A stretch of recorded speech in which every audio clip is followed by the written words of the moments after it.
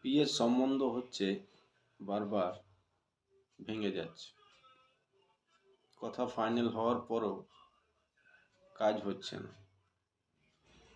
এতে বুঝতে হবে আপনার ভাগ্য নয়, আপনার শুক্র এবং কেতু দুর্বল,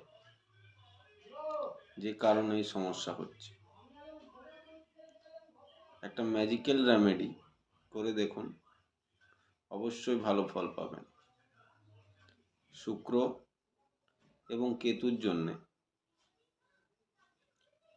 যে কোনো শুক্রবার 5টি মিষ্টি 5 জনকে খাওয়ান।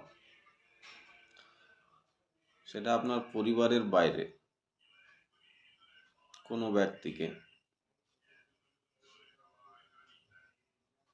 এবং কেতুর জন্যে মেডিটেশন করুন, ধ্যান করুন, মনোযোগও বাড়বে যে কোনো কাজের ক্ষেত্রে, এবং কেতু ভালো ফল দেবে, যার ফলে আপনার বিবাহ সমস্যা দূর হবে। ভালো থাকবেন। জয় মাতা।